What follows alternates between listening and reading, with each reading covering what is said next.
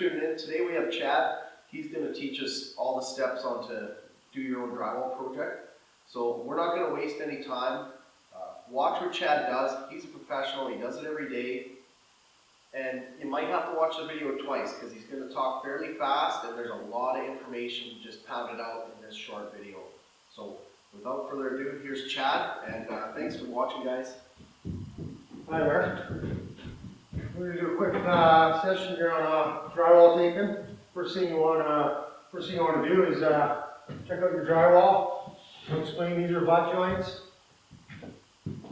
These are your flats. These are your angles. First thing you want to do is you want to make sure all your screws are sunk tight. Any loose paper broken out, cleaned up. And then the first step would be the confill, refill. So what you do with this, add a little bit to the pan. You can fill your pan up if you want, depends on how bad the drywall is. Get some water and mix it up. You want it fairly thick because it will shrink back. What we're doing here is just tightening up all the gaps before we put our tapes on. Alright, now that this is mixed up, the butt joint here, if it's got a gap in it, this one, as you can see, is fairly tight. But if it got a gap in it, we just pre-fill it all the way up to your bevel. The bevel is your flat. It is actually beveled out, hollowed, and when you put your tape on it and wipe it tight, it is actually sunken inside the drywall. Dug that out of the corner there. You need to pre-fill that. Nothing cracks down the road.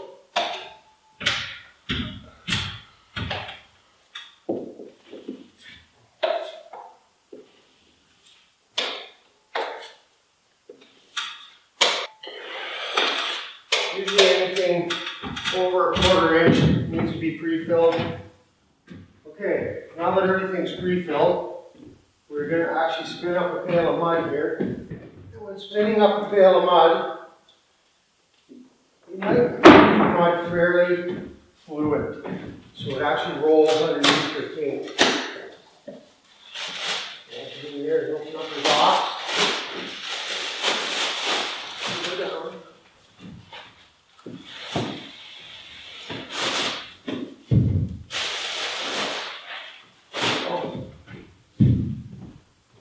This is the drywall width.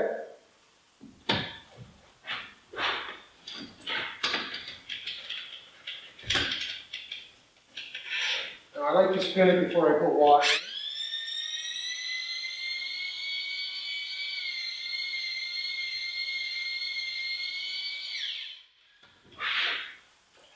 in. Then add roughly 1 sponge of water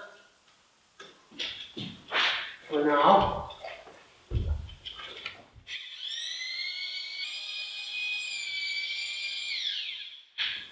Then play with it and check it. Seems a little thick still. I will add 1 more sponge of water. I usually find 2 full sponges to 1 box of mud. Works good for me.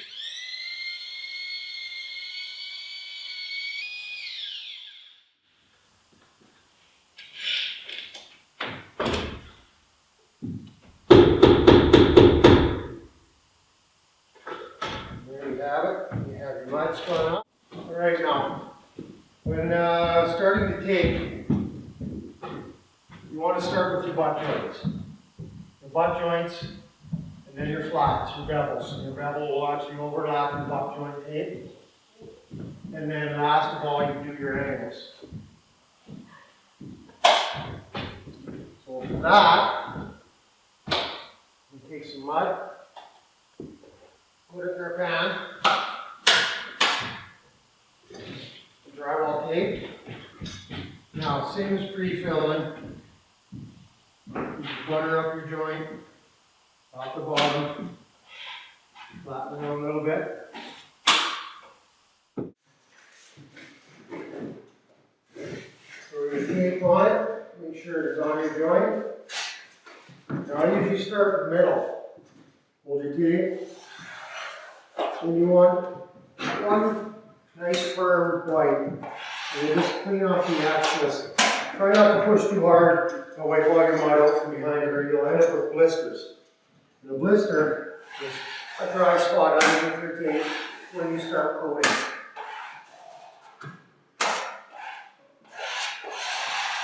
There you go. There's your butt joint. Now I will do this other one, exact same.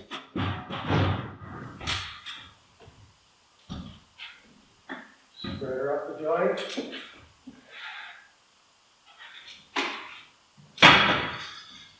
Apply your tape.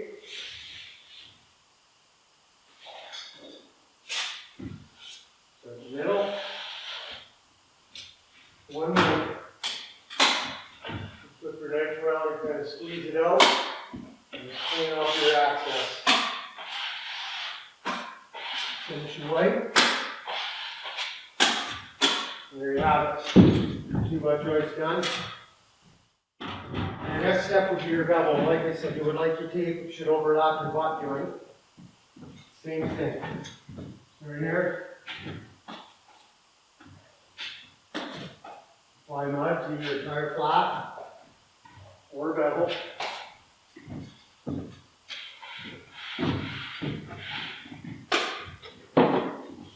Same thing. Make sure your tape is at the center of your bevel on your joint. Give it a light wipe so it stays in place. Once again, same thing. Start in the middle. I usually pin the tape so it doesn't take off on you.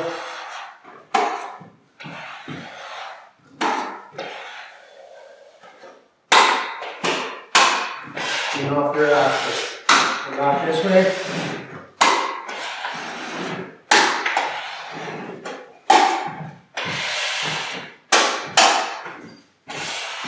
There you have it. 2 butt joints and a flat all tied in.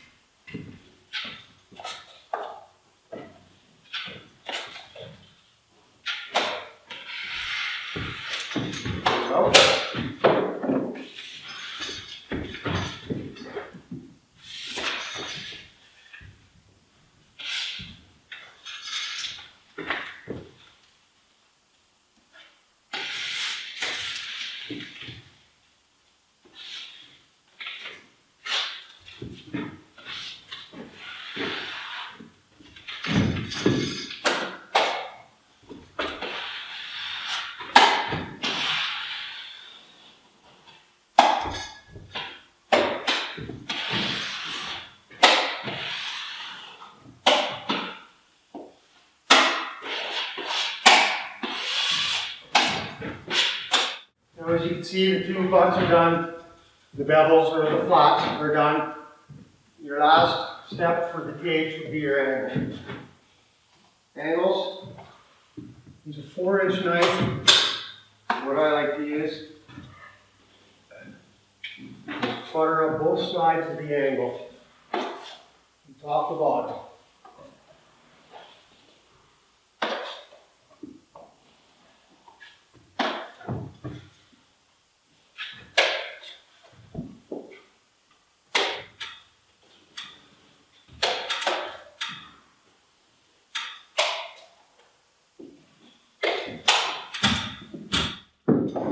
Once your mud is applied, we'll take your tape, and if you look at your tape closely, it actually has a crease in the center of it.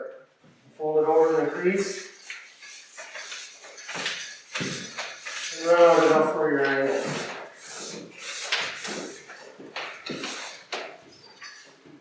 Then you go tight to the ceiling, all the way down to the floor. Bring your fingers there, make sure you're exactly in the angle. Start on one side, and give it a wipe. Other side.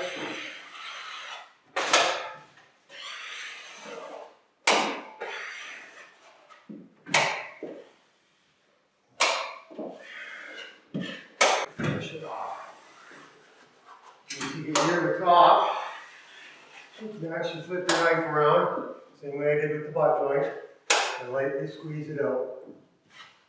And then just clean it up.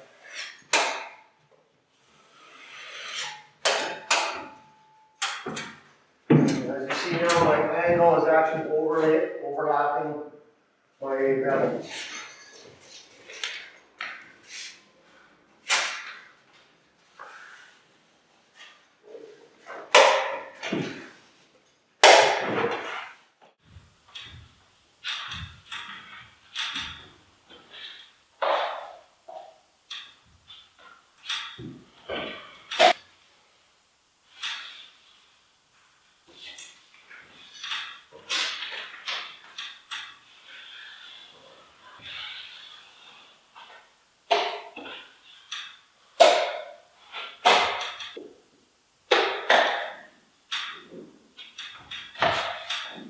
What I'm doing here is I'm just finishing off this so we can put our corner bead on.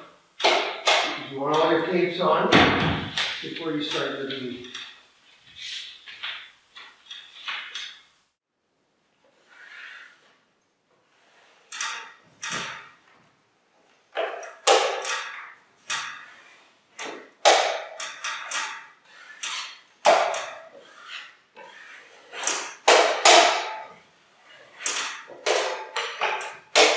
Alright, now to install corner bead, this is your regular standard square corner bead. This is a 10-foot bead. I think it is about 8.5 feet. You just take the tape measure, and we have 102.5 inches. So I allow a 1/2 inch at the bottom for flooring and house movement. So we'll go 102. Under 102. Set of snips, standard Stanley snips. Clip the taper at 102.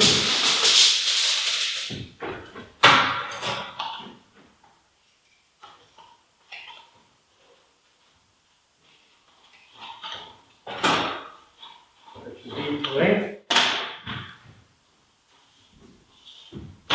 And dry fit it first. The reason I like to dry fit it first is because if you get it all mudded up and it's cut wrong, it gets a little messy. So now that that's cut, we will install the bead. I take my 6-inch knife, make sure the corner is all free of paper, loose paper, and debris.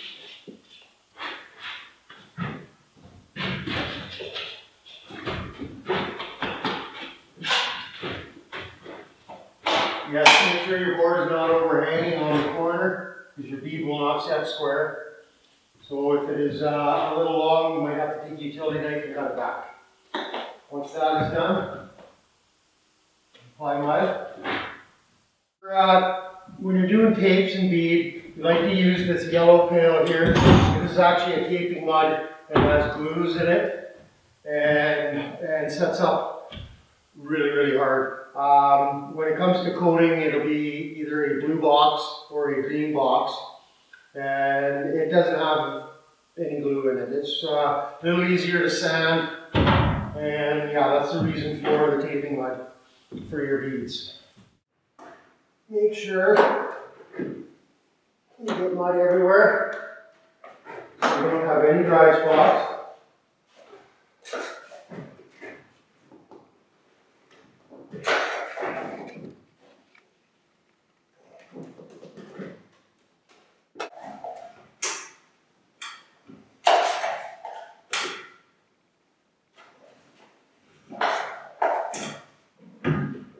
once you have your mud on, take my bead, make sure it goes tight to your ceiling.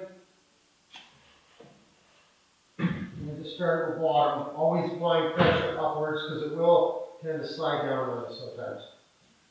And square it off. Give it a light white. Pull it to the ceiling. Make sure it is square.